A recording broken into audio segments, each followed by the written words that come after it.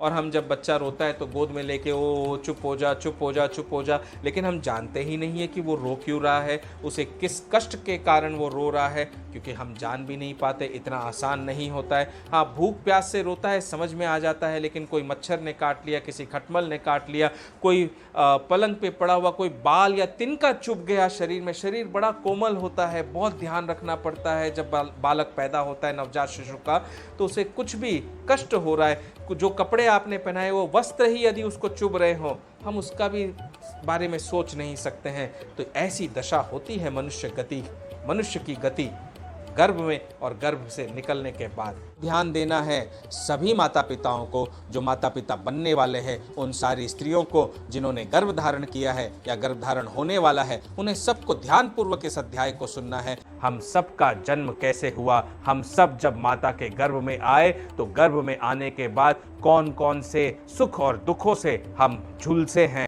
काम की भावना से यदि स्त्रियों का संग किया हुआ है तो ऐसे असत पुरुषों का संग तो हमें कभी नहीं करना चाहिए। हमें यह समझना बहुत आवश्यक है कि कर्म कितने प्रकार के होते हैं। कर्म होते हैं 3 प्रकार के। एक है संचित कर्म, दूसरा है क्रियमान कर्म, और तीसरा इन दोनों के मध्य में जो है वो है प्रारब्ध कर्म।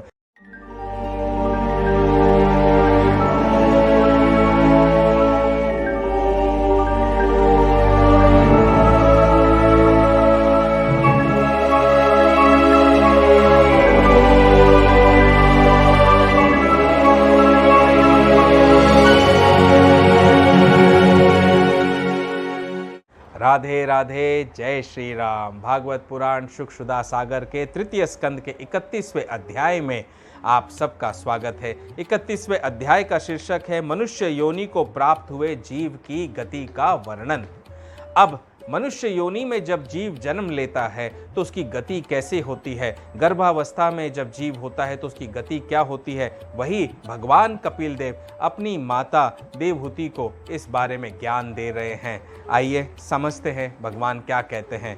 श्री भगवान ने कहा, माता जी, जब जीव को मनुष्य शरीर में जन्म लेना होता है तो वह भगवान की प्रेरणा से अपने पूर्व कर्मानुसार देह प्राप्ति के लिए पुरुष के वीर्य के कण के द्वारा स्त्री के उदर में प्रवेश करता है। तो देखिए, जब जीव को जन्म लेना होता है तो पूर्व कर्मानुसार देह प्राप्ति के लिए पुरुष के वीर्य कण के द्वारा वो स्त्री के उदर में प्रवेश करता है। भगवान कपिल देव आगे माता से कहते हैं कि उदर में प्रवेश कर जाता है जीव जब उसके पुण्य कर्म के आधार पर मनुष्य योनि में जन्म लेने के लिए उसे स्वीकृति मिल जाती है। वहाँ वह एक रात्रि में स्त्री के रज में मिलकर एक रूप कलल बन जाता है, 5 रात्रि में बुद्बुद रूप हो जाता है। अब देखो, गर्भ में प्रवेश करने के बाद में जीव का प्रोग्रेस कैसे होता है, कैसे उसे शरीर मिलता है। तो एक रात्रि में कलल बन जाता है, एकदम छोटा सा दाना होता है वैसा बन जाता है।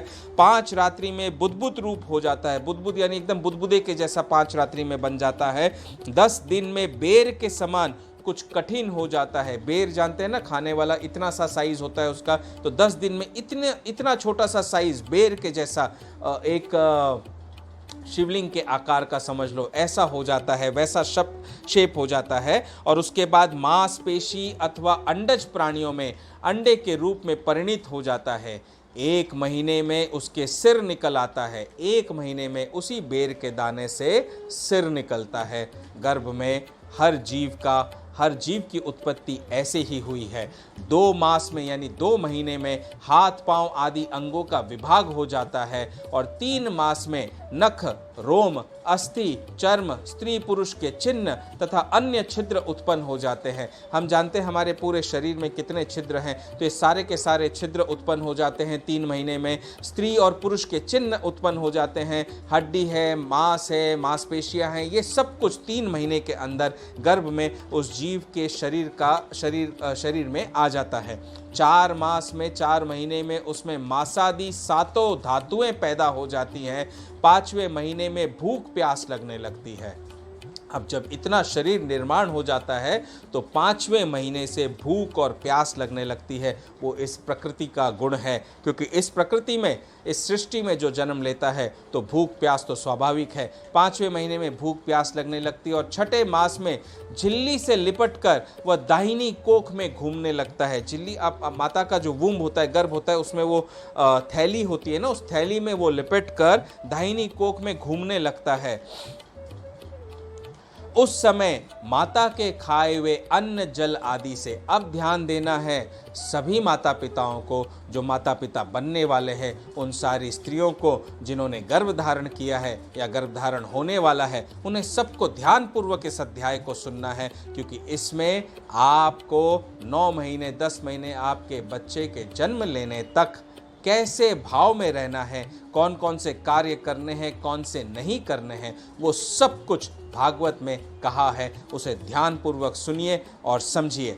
तो उस समय माता के खाए हुए अन्न जल आदि से उस जीव की सब धातुएं पुष्ट होने लगती है और वह कृमि आदि जंतुओं के उपत्ति स्थान उस जगन्य मल मूत्र के गड्ढे में पड़ा रहता है। देखो कितना भागवत में एकदम स्ट्रेट फॉरवर्ड बातें होती हैं, सीधी सटीक, जो आपको समझ में आए। जो जीव है, बच्चा है, वो जो गर्भ में पड़ा है, वो कहाँ पड़ा है? वो उस गड्ढे में है, उस वुम्ब में, उस गड्ढे में है जहाँ पर मलमूत्र का स्थान है। वो उस गड्ढे में है जहाँ पर कीड़े पैदा होते हैं। हम सब जानते, कृमि, कीड़े पैदा होते हैं, उस स्थान में वहाँ पर है, उस स्थान में वो बैठा हुआ है। वहाँ पर वो माता के गर्भ में माता के खाए हुए अन्न और जल को पाता है और उससे अपने शरीर की पुष्टि कर रहा है। वह सुकुमार तो होता ही है। अच्छा, बच्चा होता बड़ा कोमल है, इसलिए जब वहाँ के भूखे कीड़े उसके अंग प्रत्यंग नोचते हैं, अब कीड़े अंदर है पेट में और पेट में ही बालक भी है, तो पेट में यदि कीड़े होंगे सारे के सारे, वो तो उस सुकुमार बालक के अंग प्रत्यंग को नोचेंगे ही नोचेंगे। तो जब वे नोचते हैं तब अत्यंत क्लेश के कारण वह क्षण क्षण में अचेत हो जाता है। तो उसके हृदय में, अंतर्मन में इतना क्लेश होता है, इतनी पीड़ा होती है, क्योंकि वो कुछ कर नहीं सकता। थैली में तो लिपटा हुआ है, अंदर बंधा हुआ है, ऐसे माया जाल में बंधा हुआ है कि जेल से भी कड़क जीवन होता है गर्भ में जब बच्चा होता है। ऐसे कड़क स्थान में वो बैठा हुआ है जहाँ कीड़े नोच रहे हैं, मलमूत्र के गड्ढे में पड़ा हुआ है, घूम फिर नहीं सकता है ज़्यादा, खाना पीना वही खा सकता है जो माता ने खाया पिया है, वो पूरी तरह से निचोड़ कर रस जैसा बन गया है, वही उसके पुष्टि सारी शरीर के पुष्ट होने का कारण है। सोचिए उसका जीवन कैसा होता है गर्भ के अंदर। तो इसीलिए वो क्षण क्षण में अचेत हो जाता है, बेहोश अवस्था में चला जाता है। माता के खाए हुए, अब देखो माता को क्या खाना चाहिए और क्या नहीं खाना चाहिए। माता के खाए हुए कड़वे, तीखे, गरम, नमकीन, रूखे और खट्टे आदि उग्र पदार्थों का स्पर्श होने से उसके सारे शरीर में पीड़ा होने लगती है। अब अगर माता कोई कड़वा अन्न खा रही है, तीखा खा रही है, खट्टा खा रही है, गरम, एकदम गरम या नमकीन, ऐसे सारे जो उग्र पदार्थ हैं, ऐसे पदार्थों का सेवन यदि माता कर रही है, तो वो सारे पदार्थ जब कोख में जाते हैं, कोख में जाकर उस बच्चे को इतना कष्ट पहुंचाते हैं, इतना कष्ट पहुंचाते हैं कि पूछिए मत। वो रोता है, चीखता है, लेकिन उसकी चीख पुकार को कोई सुन नहीं सकता है। वो तड़पता है, तड़प तड़प कर बेहोश हो जाता है, लेकिन कोई सुनने वाला नहीं, कोई मार्ग नहीं है उसे बाहर निकलने का, क्योंकि अभी तो 5 ही महीने हुए हैं कोख में रहते हुए। वह जीव माता के गर्भाशय में झिल्ली से लिपटा और आंतों से घिरा रहता है। उसका सिर पेट की ओर और तथा पीठ और गर्दन कुंडलाकार मुड़े रहते हैं। सिर कहाँ? पेट की ओर, और पीठ और गर्दन ऐसे कुंडलाकार पूरी तरह से बच्चा मुड़ा हुआ रहता है। वह पिंजड़े में बंद पक्षी के समान पराधीन एवं अंगों को हिलाने डुलाने में भी असमर्थ रहता है। पिंजड़े में बंद हो गया ना एक तरह से, कि वो पूरी तरह से पराधीन यानी अपनी माता के अधीन हो गया है। अंदर कैसे घूमना है, कैसे नहीं घूमना है, सब कुछ तो उसके हाथ में है ही नहीं। पूरी तरह से थैली में बंद है वो बालक एकदम वहाँ पर। इसी समय अदृष्ट की प्रेरणा से, किसकी प्रेरणा से? अदृष्ट, जो दृष्ट में नहीं है, जो दिखाई नहीं देते हैं, जो अदृश्य हैं, वो कौन है? हमारे परमपिता परमेश्वर परमात्मा। तो अदृष्ट की प्रेरणा से उसे स्मरण शक्ति प्राप्त होती है। तो जब वो ऐसे विकल होने लगता है तब गर्भ में उस जीव को स्मरण शक्ति, मेमोरी प्राप्त होती है। वो मेमोरी प्राप्त होती है जिससे उसको सारे पूर्व जन्म याद आ जाते हैं, सारे पूर्व जन्म में किए हुए अच्छे बुरे सब कर्म याद आ जाते हैं। तब अपने सैकड़ों जन्मों के कर्म याद आ जाते हैं और वो बेचैन हो जाता है तथा उसका दम घुटने लगता है। इतने सारे जन्मों के सारे कर्म, सारे नाते, सब कुछ जब याद आएगा तो सोचो उसका अंतर्मन। अभी हम जीवंत अवस्था में यदि आपको पिछले जन्म का या उसके पिछले जन्म का 2 जन्मों के बारे में ही यदि याद आ जाए ना, तो लिख कर दे सकता हूं गारंटी के साथ, आप जी नहीं सकोगे। जीवन जीना इतना दुर्भर हो जाएगा, जबकि आप किसी के अधीन नहीं हो। आप स्वयं आ जा सकते हो, कहीं पर भी खा पी सकते हो, कुछ भी कार्य कर सकते हो। वो जो जीव है गर्भ में है, कैद है थैली के अंदर, उसे सैकड़ों जन्मों के सब कुछ याद आ जाता है। सब कुछ जब याद आ जाएगा तो सोचो उसका दम कैसे घुटने लगेगा, श्वास लेने में कितनी कठिनता होती है। ऊपर से माता के खाए हुए उग्र पदार्थों के कारण भी कष्ट मिल रहा है। गर्भ में जो मलमूत्र है, कीड़े हैं, वो भी कष्ट दे रहे हैं। हर तरफ से गर्भ में कष्ट ही कष्ट है उस बालक के लिए, इसलिए उसका दम घुटने लगता है। ऐसी अवस्था में उसे क्या शांति मिल सकती है? मिल सकती है क्या शांति? नहीं मिल सकती।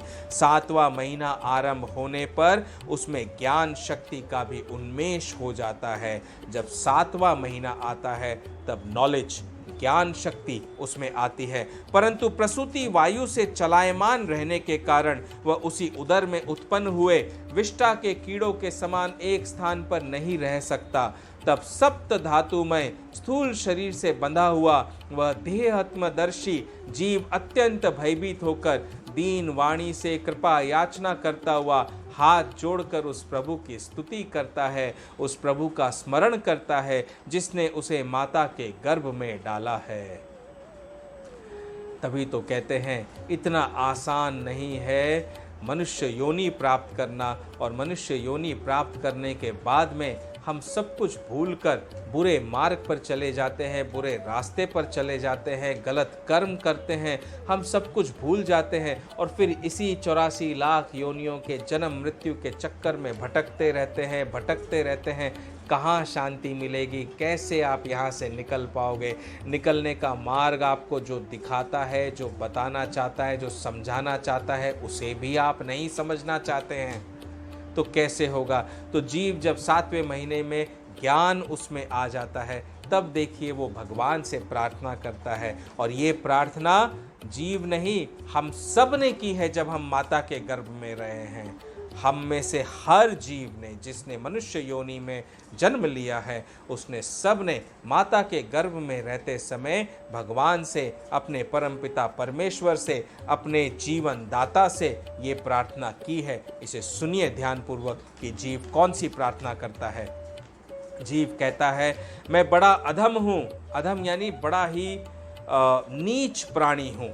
ऐसा प्राणी जिसे पता ही नहीं कि अच्छा बुरा क्या होता है, और मैंने इतने इतने बुरे कर्म किए हैं कि पूछिए मत, इसलिए मैं बड़ा अधम हूँ। भगवान ने मुझे जो इस प्रकार की गति दिखाई है वह मेरे योग्य ही है। वे अपनी शरण में आए हुए इस नश्वर जगत की रक्षा के लिए ही अनेक प्रकार के रूप धारण करते हैं। अतः मैं भी भूतल पर यानी धरती पर विचरण करने वाले उन्हीं के निर्भय चरणा रविंदों की शरण लेता हूँ। अब वो भगवान की शरण ग्रहण करता है, भगवान को पुकार रहा है, बारंबार करुण हृदय से पुकार रहा है कि हे प्रभु मुझे अपनी शरण में लीजिए, ये कष्ट असहनीय है, इससे मुझे उबारिए। अतः मैं भी भूतल पर विचरण करने वाले उन्हीं के निर्भय चरणा रविंदों की शरण लेता हूँ, जो मैं इस माता के उदर में देह, इंद्रिय और अंतकरण रूपा माया का आश्रय कर पुण्य पाप रूप कर्मों से आच्छादित रहने के कारण बद्ध की तरह हूँ, वही मैं यहीं अपने संतप्त हृदय में प्रतीत होने वाले उन विशुद्ध, अविकारी और अखंड बोध स्वरूप परमात्मा को नमस्कार करता हूँ।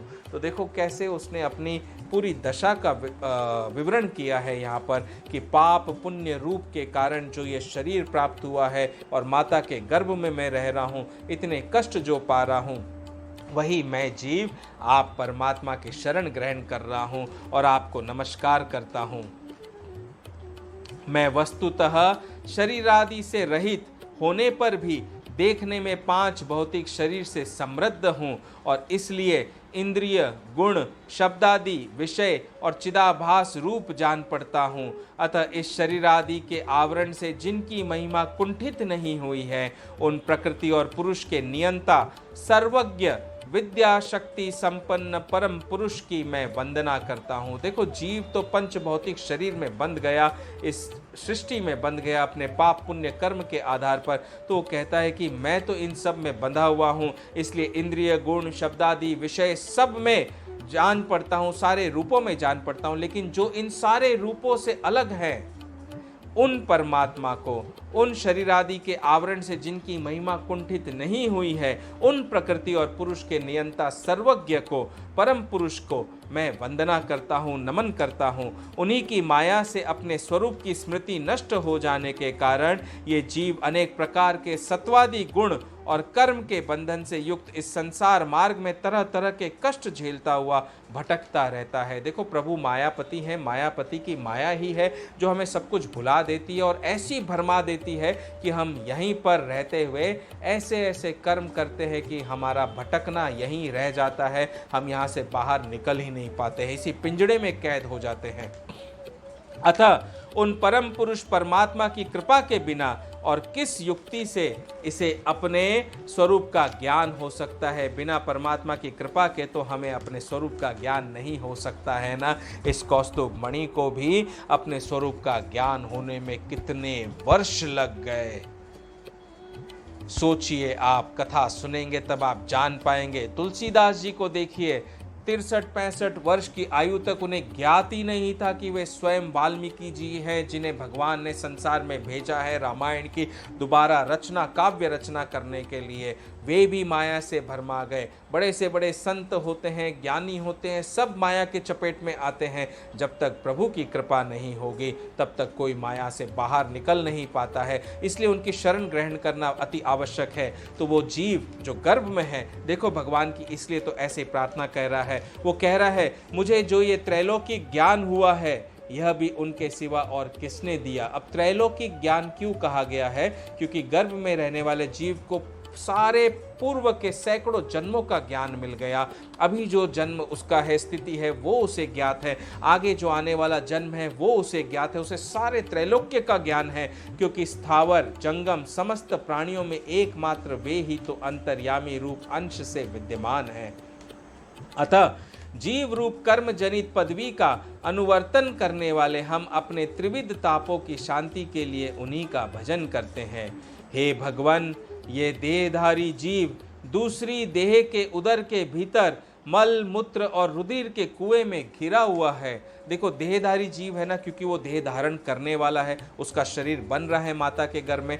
जिसका शरीर माता के गर्भ में बन रहा है वो स्वयं तो दूसरी माता के, मतलब माता के देह में है, दूसरी देह में है। और उस देह में कहाँ पर पड़ा हुआ है? मल मूत्र और रुधिर यानी खून के कुएं में गिरा हुआ है। उसकी जठराग्नि से इसका शरीर अत्यंत संतप्त हो रहा है। हमारा जो स्टमक है उसका टेम्परेचर सबसे हाई होता है, वो जठराग्नि कहते हैं। वही अग्नि है जो फूड को डाइजेस्ट करती है। तो उसकी जठराग्नि से उसका जो सारा शरीर है वो संतप्त हो रहा है, ताप में जल रहा है। उससे निकलने की इच्छा करता हुआ यह अपने महीने गिन रहा है। वो जीव वहाँ से निकलना चाहता है, इसलिए अपने हर दिन, हर पल को, हर महीने को गिन रहा है कब वो वहाँ से माता के गर्भ से बाहर निकल सकेगा। हे भगवान, अब इस दीन को यहाँ से कब निकाला जाएगा? स्वामीन, आप बड़े दयालु हैं। आप जैसे उदार प्रभु ने ही इस 10 मास के जीव को ऐसा उत्कृष्ट ज्ञान दिया है।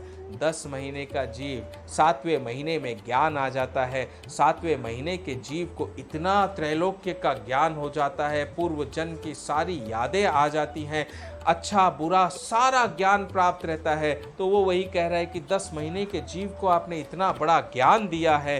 दीन बंधु, इस अपने किए हुए उपकार से ही आप प्रसन्न हो, क्योंकि आपको हाथ जोड़ने के सिवा आपके इस उपकार का बदला तो कोई दे भी क्या सकता है। हे प्रभु, संसार के ये पशु पक्षी आदि अन्य जीव तो अपनी मूढ़ बुद्धि के अनुसार अपने शरीर में होने वाले सुख दुख आदि का ही अनुभव करते हैं। जितने पशु पक्षी हैं वो सारी की सारी भोग योनियां हैं, वहाँ पर कोई कर्म नहीं बनता, ना अच्छा बनता ना बुरा बनता। जितने संचित कर्म हुए हैं उसी के सारे कर्म फलों को भोगता है। मनुष्य योनि एक योनि है जिसमें आप कर्म बना सकते हैं, अच्छे कर्म कर सकते हैं, भक्ति कर सकते हैं, ज्ञान को प्राप्त कर सकते हैं और भवसागर के इस कुएं से बाहर निकल सकते हैं। तो जीव कहता है, किंतु मैं तो आपकी कृपा से शम दमादि साधन संपन्न शरीर से युक्त हुआ हूँ, अतः आपकी दी हुई विवेकवती बुद्धि से आप पुराण पुरुष को अपने शरीर के बाहर और भीतर अहंकार के आश्रयभूत आत्मा की भांति प्रत्यक्ष अनुभव कर रहा हूँ। क्योंकि मुझे जो देह प्राप्त होने वाला है वो मनुष्य देह प्राप्त होने वाला है। इसी कारण मैं अपने देह के अंदर और देह के बाहर हर तरफ प्रभु आपको अनुभव कर पा रहा हूँ। भगवान, इस अत्यंत दुख से भरे हुए गर्भाशय में यद्यपि मैं बड़े कष्ट से रह रहा हूँ, तो भी इससे बाहर निकलकर संसारमय अंधकूप में गिरने की मुझे बिल्कुल इच्छा नहीं है। देखो, जीव उस समय ये भी प्रार्थना करता है कि मैं ऑलरेडी बड़े कष्ट में हूँ और ऐसे कुएं में पड़ा हुआ हूँ, पता नहीं, लेकिन फिर भी मुझे इस कुएं से बाहर निकलकर इस अंधे कुएं में, दूसरे अंधे कुएं में नहीं गिरना है, संसार के कुएं में नहीं गिरना है। वहाँ तो फिर से माया जकड़ लेगी, वहाँ तो फिर से सारे कर्म फलों का कर्म का फल पाना होगा वहाँ पर। तो इच्छा नहीं है, क्योंकि उसमें जाने वाले जीव को आपकी माया घेर लेती है। कौन घेर लेती है? भगवान की माया, जिसके कारण उसके शरीर में अहम बुद्धि हो जाती है। देखो, माया जब घेर लेती है तो कौन सी बुद्धि? अहम बुद्धि, अहंकार, ईगो इतना आ जाता है। अहंकार, मैं, मेरा सब कुछ, मैं ये करना चाहता हूँ, मैं ऐसे करना चाहता हूँ, वो अहम की बुद्धि आ जाती है और उसके परिणाम में उसे फिर इस संसार चक्र में ही पड़ना पड़ता है। उसका परिणाम क्या है? इसी संसार चक्र में वापस पड़ना पड़ेगा, यहाँ से बाहर निकलने का मार्ग मिलेगा ही नहीं। अतः मैं व्याकुलता को छोड़कर हृदय में श्री विष्णु भगवान के चरणों को स्थापित कर अपनी बुद्धि की सहायता से ही अपने को बहुत शीघ्र इस संसार रूप समुद्र के पार लगा दूंगा, जिससे मुझे अनेक प्रकार के दोषों से युक्त ये संसार दुख फिर प्राप्त न हो। तो वो प्रार्थना करता है कि संसार में तो आप भेजेंगे क्योंकि मेरे कर्म ऐसे हैं, लेकिन मैं आपको आश्वासन दिला रहा हूँ कि मैं इस संसार में जन्म लेते ही इस संसार में ऐसे अच्छे अच्छे कर्म करूँगा, ऐसी भक्ति भावना से अपने जीवन को जीऊँगा, अच्छे धर्म के मार्ग पर चलते चलते अपने सारे कर्मों को धर्मानुसार करूँगा, ताकि इस संसार के कुएं में मैं फंसा न रह जाऊँ, यहाँ से बाहर निकल जाऊँ, हमेशा हमेशा के लिए बाहर निकल कर आपके चरणा रविंदों में आश्रय मिल सके।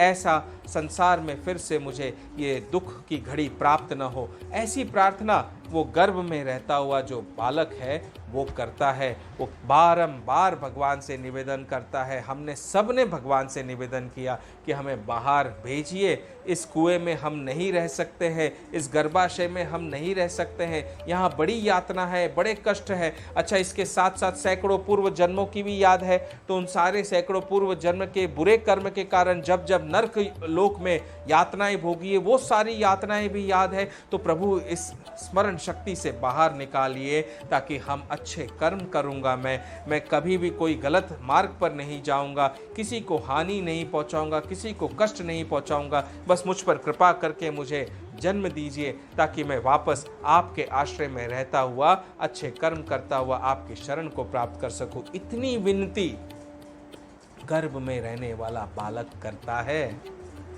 ज्ञात भी है आपको, ये सत्य भाव है, सत्य भाव, इसको समझिए।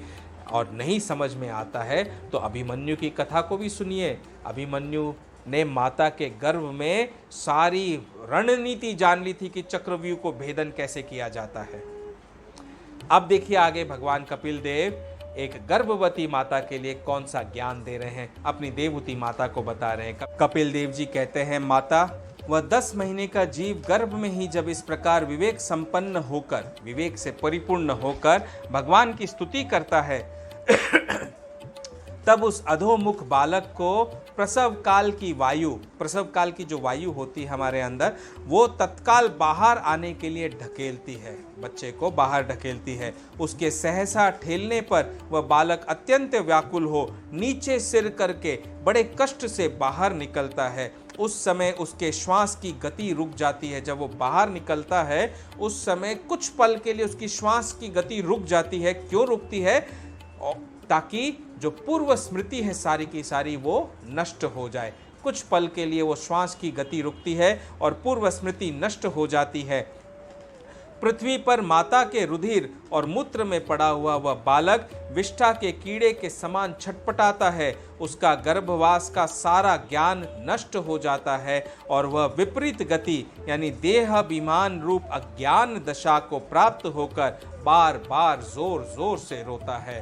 तो हर बालक जन्म लेने के तुरंत बाद क्यों इतनी जोर जोर से रोता है? उसके रोने का कारण यही है क्योंकि उसकी जो पूर्व स्मृति थी वो पूर्ण रूप से नष्ट हो गई। उसे जो ज्ञान प्राप्त हुआ था गर्भ में वो पूर्ण रूप से नष्ट हो गया और वो सारा ज्ञान नष्ट होने के बाद, पूर्व स्मृति नष्ट होने के बाद में उसमें देह का अभिमान आ गया। वो देह का अभिमान आ गया, अभिमान के आते ही अज्ञानता आ गई। अज्ञानता आते ही वो चीख चीख कर रोता है, बालक रोता है। और हम समझते, हम सारे खुश होते, प्रसन्न होते कि अरे बालक रो रहा है, ये तो बालक हो गया हमारे घर में। लेकिन उस समय उस जीव की पीड़ा को हम समझ नहीं पाते हैं। वो इसी कारण जोर जोर से रोता है क्योंकि अज्ञानता ने अब उसे घेर लिया, प्रभु की माया ने अब उसे घेर लिया। तो माता पिता का कर्तव्य क्या होता है? वहीं पर मंत्रोच्चारण करना, वहीं पर नाम जाप की छड़ी लगा देना एकदम जोर शोर से। खुशियां नहीं, कॉन्ग्रेचुलेशंस, थैंक यू और ये सब हा हू हल्ला नहीं, लेकिन